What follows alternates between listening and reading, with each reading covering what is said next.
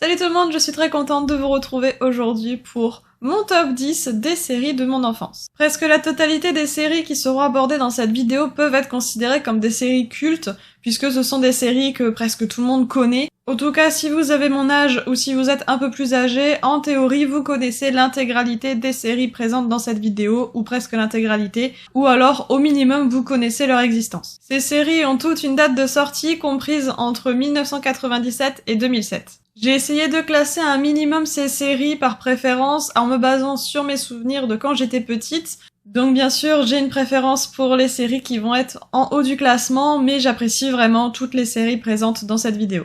Comme je me suis basée sur mes souvenirs d'enfance pour établir ce classement et ça a été vraiment très dur, eh bien il se peut que ce classement aurait changé si j'avais regardé à nouveau ces séries aujourd'hui.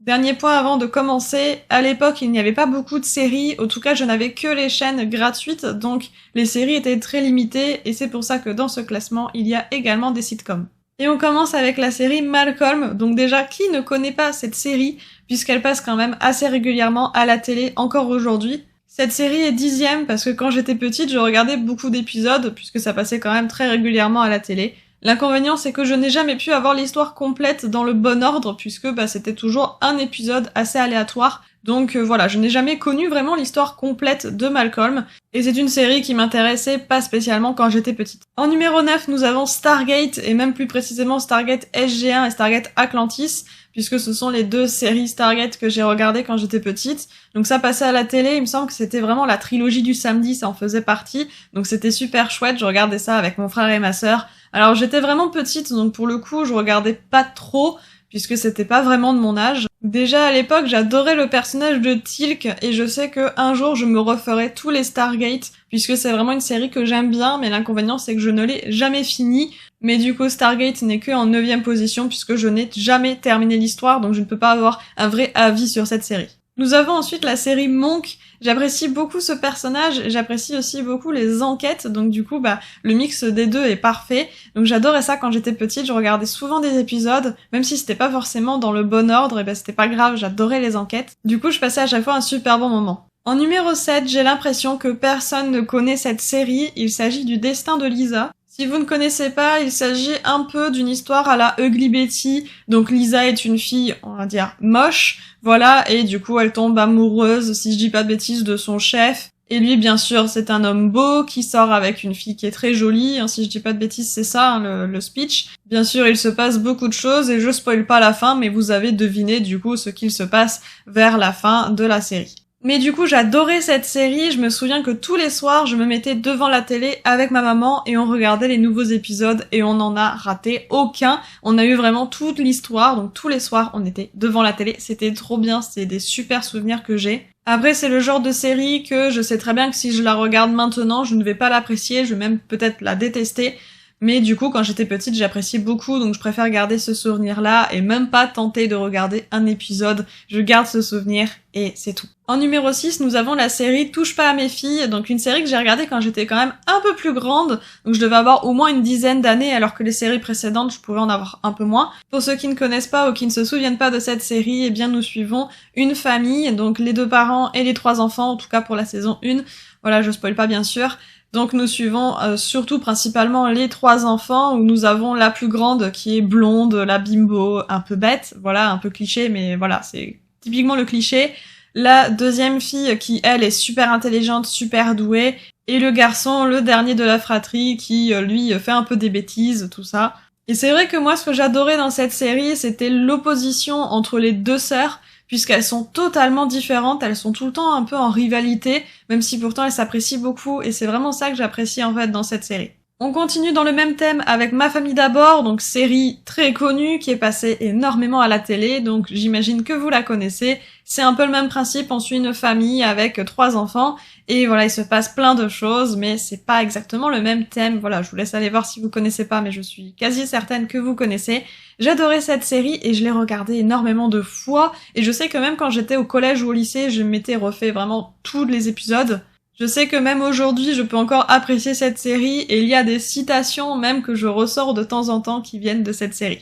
En numéro 4, c'est une série sous-cotée, une série que beaucoup ne connaissent pas alors que pourtant c'est une pépite. Il s'agit de Kyle XY, c'est une série qui date de 2006, il n'y a que 3 saisons et cette série n'est même pas finie. C'est ça qui est très dommage, c'est qu'en fait il n'y a pas eu assez d'audience et donc il n'y a pas eu de saison 4, il n'y a pas eu de fin et j'en suis très triste. C'est pour ça aussi que j'en parle en détail aujourd'hui parce que c'est vraiment une série que j'adore et qui a un potentiel énorme et qui malheureusement n'a pas eu suffisamment d'audience pour pouvoir briller. Pour parler brièvement de quoi ça parle, il s'agit de Kyle, donc d'un garçon, d'un jeune homme qui a été retrouvé dans la forêt. Seulement le problème c'est qu'on dirait que c'est un nouveau-né puisqu'il ne sait absolument rien de la vie et il va être recueilli dans une famille en attendant de découvrir qui il est. Et on va suivre ses aventures ainsi que celles de cette fameuse famille. Si c'est le genre de série qui peut vous intéresser, je vous la recommande vraiment, même si cette série date de 2006 et qu'elle n'a pas de fin, malheureusement, mais voilà, c'est une série que j'adore énormément, elle est que en top 4 parce que malheureusement elle n'est pas terminée, sinon elle aurait pu vraiment monter beaucoup plus haut dans ce classement. Avant de parler du top 3, j'aimerais parler de 3 séries, donc 3 séries bonus un peu de ce classement, des mentions spéciales si vous préférez. Ce sont 3 séries qui pour moi n'ont pas leur place dans le classement, mais dont j'aimerais quand même aborder puisque soit ce sont des super bons souvenirs d'enfance, soit ce sont des séries que malheureusement je n'ai pas pu découvrir quand j'étais petite. On commence avec Kaamelott que j'ai longtemps hésité à mettre dans le classement, mais comme il s'agit de mini-sketch et qu'en plus il y a encore des films qui vont sortir, bien j'ai pas vraiment eu envie de le mettre dans le classement. Pour moi c'est un peu un hors sujet, hors série, hors classement comme vous préférez. Pour la deuxième série bonus, il s'agit des frères Scott ou de One Tree Hill en version originale. J'en avais déjà parlé dans une vidéo précédente, mais elle date un peu maintenant, comme quoi j'avais découvert cette série, qu'elle est incroyable et qu'il faut que je la finisse. Et bien c'est pour ça qu'elle n'est pas dans ce classement, puisqu'en fait je ne l'ai pas découvert quand j'étais petite, malgré qu'elle soit sortie en 2003, mais en fait je l'ai découvert assez récemment, et c'est pour une raison assez bête, c'est que quand j'étais petite et qu'on passait du coup sur une chaîne qui diffusait les frères Scott, je regardais des fois 2-3 minutes, je ne comprenais absolument rien, je trouvais les personnages bêtes, alors pourquoi je ne sais pas, et donc du coup je n'aimais pas cette série alors que pourtant je m'étais basée juste sur 2 minutes en plein milieu d'un épisode, donc forcément je n'allais pas apprécier puisque je ne comprenais rien, mais du coup voilà je me suis basée sur ça et j'ai toujours dit que je n'aimais pas les frères Scott alors que j'avais jamais regardé. Mais du coup il y a 3 ans on m'a conseillé de regarder cette série, ce que j'ai fait et franchement je ne le regrette pas, j'aurais adoré regarder cette série quand j'étais petite et la découvrir vraiment à sa sortie. L'avantage c'est que c'est le genre de série que même aujourd'hui je pourrais regarder sans m'en lasser puisque c'est une série qui a je trouve très bien vieilli, mais du coup je ne pouvais pas mettre cette série dans le classement. La troisième et dernière série bonus, après on repart sur le top 3, il s'agit de Heartland, une série canadienne si je dis pas de bêtises, sortie initialement en 2007 et qui continue encore aujourd'hui, donc elle n'est pas terminée. C'est une des raisons pour laquelle elle ne fait pas partie du classement, mais c'est aussi parce que je l'ai découvert un peu plus tard, quand j'étais plutôt au collège, donc c'est pas vraiment la même expérience que j'ai eue avec cette série comparée aux autres de cette vidéo. Pour ceux qui ne connaissent pas, nous sommes dans un ranch, le ranch Heartland, qui s'occupe de soigner les chevaux qui ont un problème, donc généralement un problème psychologique. Tout commence quand la mère de famille décède dans un accident de voiture. Elle était en présence de sa fille Amy à ce moment-là, une jeune adolescente, et après ce drame bouleversant, Amy va essayer de reprendre l'affaire familiale et de soigner des chevaux. J'ai l'impression d'avoir super mal présenté cette série, pourtant elle est vraiment bien. Si vous adorez les chevaux, si vous adorez cet univers, n'hésitez pas à regarder cette série si vous ne la connaissez pas. J'imagine que vous la connaissez si vous êtes des grands fans de chevaux comme moi. Voilà, mais sinon, n'hésitez pas à aller la voir, elle est super bien. On retourne dans le classement, on retourne pour le fameux top 3. Pour le coup, c'est très compliqué pour moi de classer ces 3 séries, puisque ce sont 3 séries différentes déjà, mais aussi des séries que j'adore, je les adore toutes les 3, donc c'est très dur pour moi de les classer, donc faut pas trop se fier non plus à ce petit classement, voilà, je les apprécie toutes les 3. En numéro 3, nous avons Buffy contre les vampires, une série incroyable, donc Buffy, une chasseuse de vampires, une tueuse, qui, voilà, tue des vampires. Une série bourrée d'action, avec des personnages plutôt aboutis. C'est une série que je regardais sans vraiment regarder quand j'étais petite, puisque je tombais souvent sur des épisodes de Buffy à la télé. Je les regardais parce qu'il y avait toujours un épisode après qui m'intéressait, et comme j'appréciais quand même Buffy, eh bien je regardais. L'inconvénient c'est que Buffy me faisait un peu peur, alors pas tant le personnage de Buffy, mais les vampires et les démons qui sont donc dans ces épisodes. Il me faisait un peu peur, et c'est vrai que du coup c'est pour ça aussi que cette série n'est que en position 3.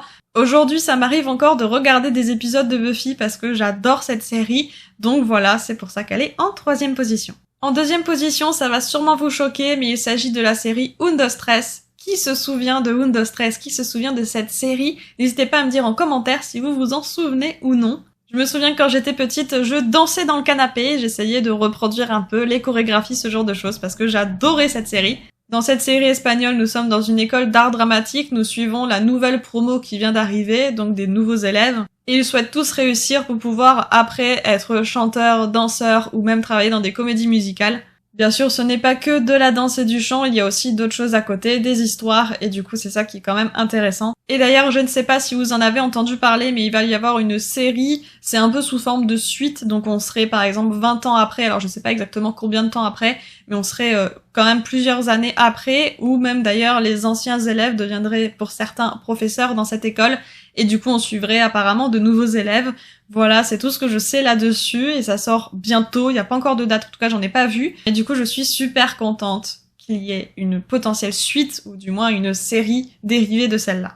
Et au top de ce classement, vous l'aurez peut-être deviné, il s'agit de la série Charmed. Bien sûr, la série de 1998 et non celle qui est sortie récemment. D'ailleurs, je ne l'ai pas vue, celle qui est sortie récemment. Je ne connais que celle de à l'époque, donc 98. J'adorais les sœurs Halliwell, j'adorais leurs aventures, c'est toujours le cas d'ailleurs aujourd'hui. J'avais même eu envie quand j'étais petite d'avoir le livre des ombres, du coup j'avais créé avec un classeur et avec des feuilles, j'avais créé mon livre des ombres à moi. J'avais revisionné plein d'épisodes juste pour trouver les sortilèges, donc à quel moment elles énonçaient leurs sortilèges, et du coup je les recopiais à la main à ce moment-là pour me faire mon fameux livre des ombres. Et j'apprécie tellement cette série que du coup je n'ai jamais regardé du coup la nouvelle série qui est sortie récemment, je n'ai aucune envie de la regarder, j'ai trop peur en fait d'être déçue, déjà quand je vois ne serait-ce que les retours sur cette série, j'ai très peur. Je préférerais largement me refaire toutes les saisons de Charmed de 1998. Voilà, cette vidéo est maintenant terminée, n'hésitez pas à me dire en commentaire quelles sont vos séries cultes de votre enfance, les séries que vous avez adorées quand vous étiez petit, et dont vous avez un super bon souvenir. N'hésitez pas non plus à mettre un petit pouce en l'air, ça aide énormément la chaîne, à vous abonner, et sur ce je vous dis à bientôt pour une prochaine vidéo. Ciao!